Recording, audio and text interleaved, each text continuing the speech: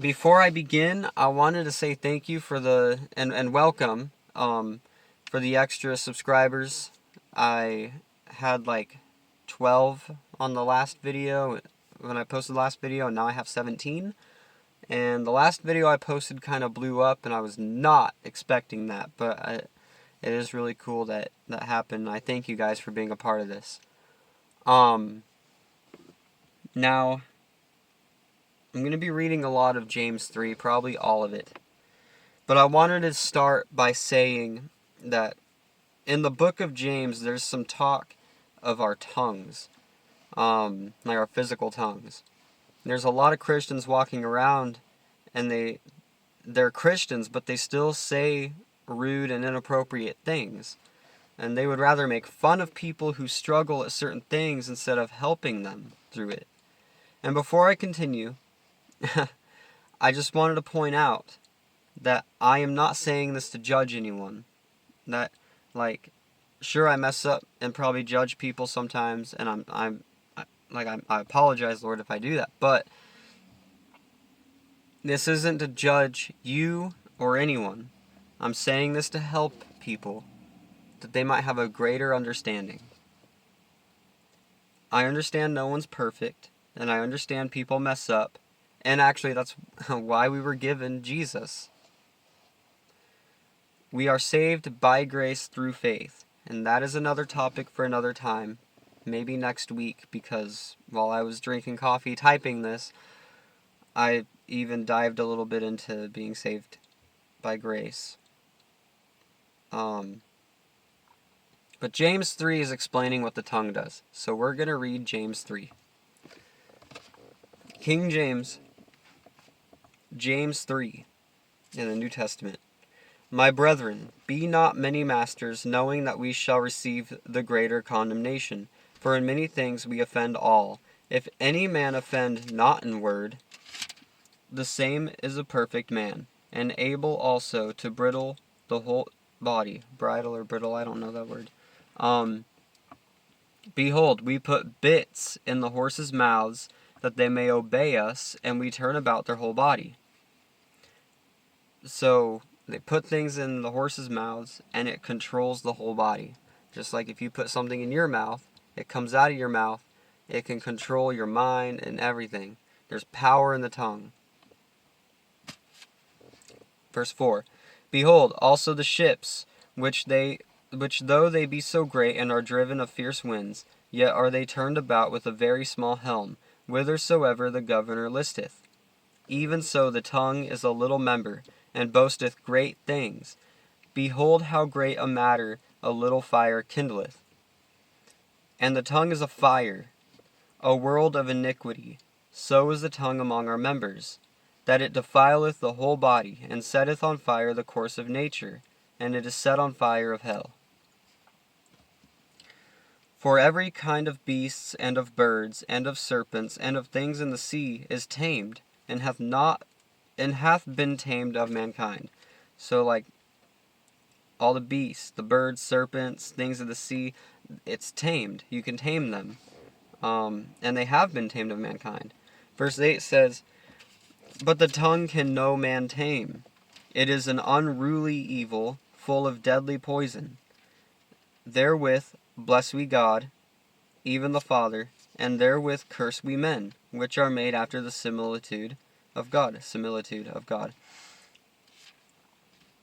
Out of the same mouth proceedeth blessing and curse. So just like my normal thing I do every day, I worship, I praise, I pray, I bless and praise God for what He's done in my life, what He's done for others, what He's done, just what He's done. But then out of that same mouth, I can look at my neighbor, who I'm supposed to love as myself, and I can curse him. I can cuss him out. I can be hateful toward him. That's what that's saying. Doth a fountain send forth at the same place sweet water and bitter? Can the fig tree, my brethren, bear olive berries, either a vine figs? So can no fountain both yield salt water and fresh. Who is a wise man and endued with knowledge among you? let him show out of a good conversation his works with meekness of wisdom. But if ye have bitter envying and strife in your hearts, glory not, and lie not against the truth. This wisdom descendeth not from above, but is earthly, sensual, and devilish. For where envying and strife is, there is confusion and every evil work. But the wisdom that is from above is first pure, then peaceable, gentle, and easy to be entreated, full of mercy and good fruits, without partiality and without hypocrisy. And the fruit of righteousness is sown in peace of them, and make peace. So, as you can see, chapter 3 was talking about how our tongues can be used to bless and curse others. We need to be careful, watch what we say. What can we do to fix that? It says, sorry, let me go back. Well, not that far.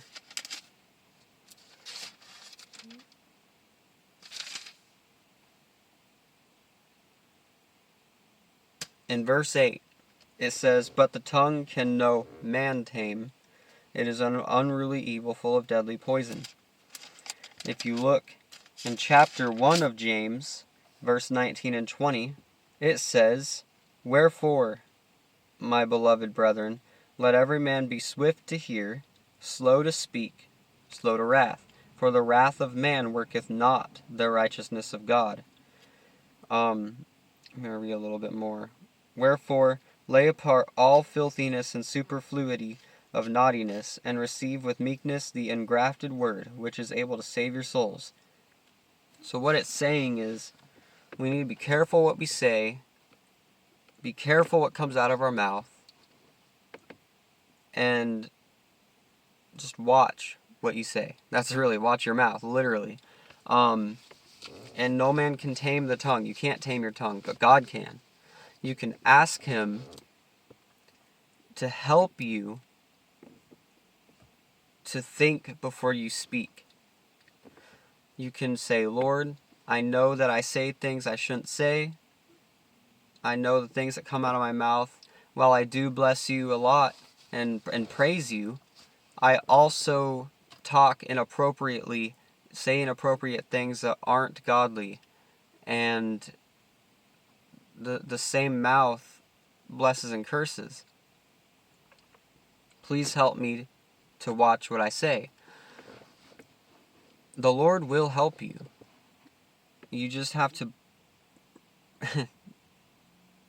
let Him help you. I don't know how else to explain it. He will help you, but you have to let Him help you. You have to trust Him, which goes back another few videos, I think. But if you're swift to listen, so really hear what people have to say, listen to what they have to say. And if you're slow to speak, just think before you speak. A lot of people will say something because they want to say something. But you need to be the person that says something because they have something to say. You need to be slow to speak. I don't know how many of you people actually know me, but I've noticed in my walk with Jesus that when people talk to me, I'll really listen, and I've noticed that I make a face. I'm like trying to listen. And then I sit and I just kind of nod my head a little bit and think, and then I speak. And that's how we should be. And if someone's like cursing at you and cussing you out, trying to they're just being rude to you, you can kindly tell them, like, I'm sorry, whatever I did to set you off like that, I don't want an argument, I don't want to fight. I just don't want to do this. And you can tell them, like, when you're ready to have a conversation, we'll have a conversation, but I will not argue with you. Because I think it was 1st or 2nd Timothy. I might be wrong, I don't know. I'd have to look for it. But it even talks about not arguing with people, that the Lord's servant must not be quarrelsome. So I just really want you to think about this and reflect on it. The next time you go out to your work, or you go home where people are talking about stuff, really listen to the things they say and realize, hey, that's not right. You know, just because they don't watch their mouths doesn't mean you shouldn't. You should be an example for them. Watch your mouth. And in doing so, they might notice that, hey, that guy doesn't say a lot of the stuff he used to. That guy doesn't do. Why don't you do all that? And you can tell them, because Jesus told me not to. And Jesus helped me change. I've done a lot of things in my life. I've said a lot of things in my life. But that's in the past. Because God. That's one of my favorite sayings. But God. I think that's all I have for this one. But again, I thank all you guys who have subscribed for subscribing. I thank the people even that are returning that haven't subscribed. I thank you for watching. I don't want to ask you to subscribe. You can choose to do that. It's not going to affect me.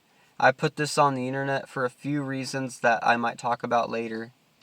But to gain followers and subscribers for myself isn't those reasons. So whether you like this video, you dislike this video, or you subscribe to my channel, it doesn't affect me. But I do ask that you comment for prayer. Prayer for yourself, for your family, for friends, whatever it might be, because a lot of Christians are watching this. And we need to be together with the Christian community and pray for each other. I want to pray for you guys. I want to pray for your friends, your family, and I want you guys to pray for my friends and family. But I can't pray for you if there's no prayer requests in the comments. No matter who you are, believer, non-believer, I'll still pray for you. But like I said, I thank you all for watching, and I'll see you guys in the next one. Thank you.